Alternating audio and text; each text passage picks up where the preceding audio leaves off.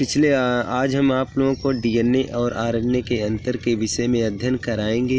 देखिए बच्चों, आप लोगों को हम बता चुके हैं कि डीएनए और आरएनए ये क्या होता है। डीएनए जो है इसके विषय में हम बता दिए हैं कि न्यूक्लिक अम्ल का बहुलक होता है।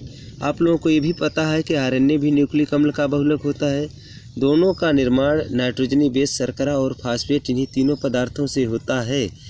दोनों जो होते हैं एक आनुवंशिक पदार्थ होते हैं। तो क्या डिफरेंस होता है डीएनए और आरएनए में, हम आज उसको आप लोगों को बहुत डीपली से बताएंगे। देखिए डीएनए क्या होता है, एक आनुवंशिक पदार्थ होता है जिसको हम क्या कहते हैं, DNA is a genetic material. RNA क्या होता है, एक आनुवंशिक सूचना वाहक पदार्थ होता है जो आनुवंशिक सूचना देता है। डीएनए के बेस में देखिए AGTC, इसका मतलब क्या हुआ है, एडेनिन, गुआनिन, थायमिन, साइटोसिन पाया जाता है। आरएनए के बेस में एडेनिन, गुआनिन, यूरेसिल, साइटोसिन पाया जाता है। यानी टी के स्थान पे यहाँ पर क्या पाया जाता है, थायमिन के स्थान पे यूरेसिल पाया जाता है। इसके बाद डीएनए में जो होता है डीऑक्सीराइबोस शर्करा पाया जाता है। और आरएनए में कौन सी शर्करा पाई जाती है, राइबोस शर्करा पाया जाता है। डीएनए प्रोटीन बनाने के लिए आदेश देता है, आरएनए आदेश के अनुसार प्रोटीन का निर्माण करता है।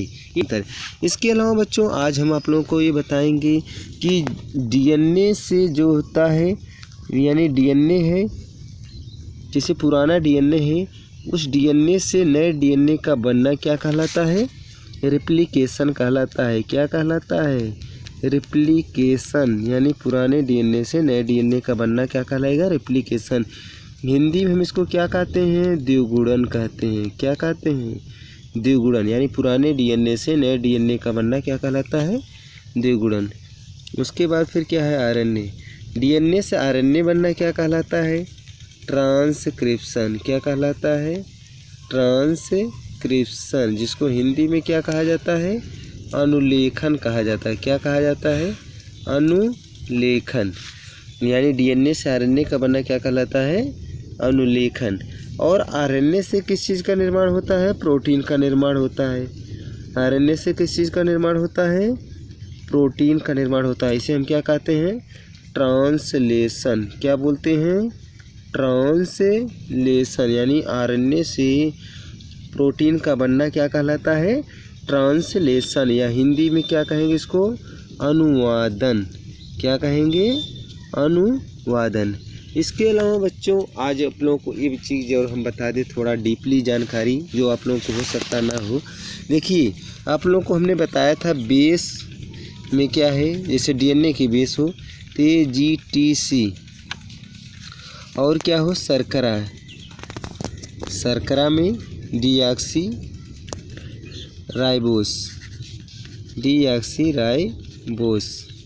तीसरा चीज़ क्या होता है, +H3PO4। ये तीनों चीज़ें जब आपस में मिलती हैं तो क्या बनता है, न्यूक्लियोटाइड। क्या बनता है, न्यूक्लियोटाइड। क्या बनेगा, न्यूक्लियोटाइड। एक चीज़ और बता दें, जब बेस शर्करा में से ये फास्फेट जो है अगर अलग हो जाता है, जैसे अगर इसे हम क्या कहेंगे, न्यूक्लियोटाइड। अगर केवल क्या हो, बेस में क्या हो, ये कोई भी बेस हो सकता है, adenine, guanine, thymine, cytosine plus शर्करा। इसमें क्या हो, डीऑक्सीराइबोस। क्या हो, डीऑक्सीराइबोस। यानी इसमें से फास्फेट ग्रुप अगर अलग हो गया है, यानी इसमें से क्या अलग हो गया है, फास्फेट ग्रुप अलग हो गया है, तब इसको हम क्या बोलते हैं, न्यूक्लियोसाइड। क्या बोलते हैं, न्यूक्लियोसाइड। अगर कोई बच्चों आप लोगों से पूछ लिया कि न्यूक्लियोटाइड और न्यूक्लियोसाइड में क्या डिफरेंस है, तो आप लोग इसको स्पष्ट रूप से बता सकते हैं कि बेस शर्करा और फास्फेट जब तीनों चीज़ें आपस में जुड़ी रहती हैं तो उसको हम क्या कहते हैं, न्यूक्लियोटाइड कहते हैं। और जब बेस शर्करा में से यानी फास्फेट जो है अलग हो जाता है, केवल बेस और शर्करा रहता है, तब उसे हम क्या बोलते हैं, न्यूक्लियोसाइड को बोलते हैं। क्या बोलते हैं, न्यूक्लियोसाइड। आज हम आप लोगों को आगे क्या अध्ययन कराएंगे, देखते रहिएगा, हमारे वीडियो को अंत तक देखते रहिएगा। देखिए अगला चीज़ क्या है, आपको सिद्ध करना है डीएनए एक आनुवंशिकी पदार्थ है। डीएनए एक कैसा पदार्थ है, आनुवंशिकी पदार्थ। डीएनए एक आनुवंशिकी पदार्थ है। यानी क्वेश्चन पूछ सकता है कि सिद्ध कीजिए कि डीएनए एक आनुवंशिकी पदार्थ है। इसके लिए देखिए बच्चों क्या करना है। देखिए इसके लिए कुछ प्रयोग किए गए। जैसे एक प्रयोग था क्या, ग्रिफिथ्स, क्या नाम था, ग्रिफिथ्स का रूपांतरण प्रयोग। कौन सा प्रयोग, ग्रिफिथ्स का रूपांतरण प्रयोग। देखिए इसके लिए ग्रिफिथ ने 2 प्रकार के जीवाणुओं को लिया। क्या किया, 2 प्रकार के, ग्रिफिथ ने 2 प्रकार के जीवाणुओं को लिया। एक जो था, एक लिया था जो आर प्रकार के जीवाणु थे। एक जीवाणु कौन सा था, आर प्रकार का जीवाणु, और दूसरा जो था एस प्रकार का जीवाणु था। यानी एक रफ प्रकार का, दूसरा कौन सा था, स्मूथ। यानी ये आर प्रकार का जीवाणु जो होता था वो चूहे में निमोनिया रोग नहीं फैलाता था, और एस प्रकार का जीवाणु जो होता था वह चूहे में निमोनिया रोग फैलाता था। तो इसके बाद देखिए आर प्रकार के जीवाणु को जब ग्रिफिथ ने चूहे को दिया, आर प्रकार का जीवाणु आप लोग को मालूम होगा यह क्या करता है, चूहे में निमोनिया रोग नहीं फैलाता है। तो चूहा क्या हुआ, रैट लिविंग, यानी चूहा क्या रहा है, जीवित रहा, अर्थात चूहे के अंदर निमोनिया रोग नहीं फैला। ये बच्चों बहुत अच्छा आसान ट्रिक है, इसके माध्यम से आप लोग इसको जान सकते हो, नहीं तो इसको कई पन्ने आपको अध्ययन करना पड़ेगा। और दूसरा इस प्रकार का जीवाणु जब उन्होंने रैट के अंदर प्रवेश कराया तो चूहा की क्या हो गई, रैट की डेथ हो गई।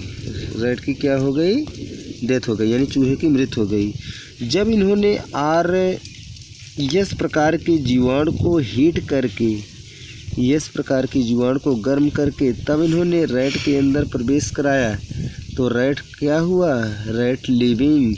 यानी जब इस प्रकार के जीवाणुओं को गर्म करके चूहे के अंदर प्रवेश कराया गया तो चूहा क्या हुआ, चूहे के अंदर निमोनिया रोग नहीं फैला, अर्थात चूहा जीवित रहा।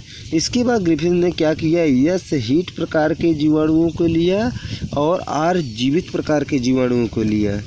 तो जो था तब क्या किया इन्होंने, रैट के अंदर प्रवेश कराया तो चूहा की क्या हो गई, डेथ हो गई, क्योंकि उसकी डेथ नहीं होना चाहिए था। लेकिन क्या हुआ, आर जीवित प्रकार का जीवाणु, आर जीवित प्रकार का जीवाणु जो निर्जीव जीवाणु है उसको क्या किया, उसके डीएनए को फिर जो होता है एक्टिव कर दिया निमोनिया रोग फैलाने के लिए, जिसके कारण चूहे की मृत्यु हो गई।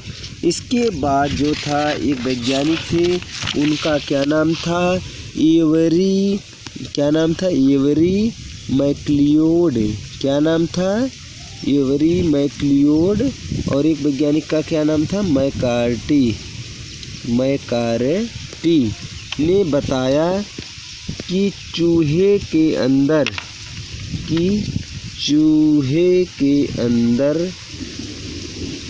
जो भी कुछ परिवर्तन हुआ, चूहे के अंदर जो भी कुछ परिवर्तन हुआ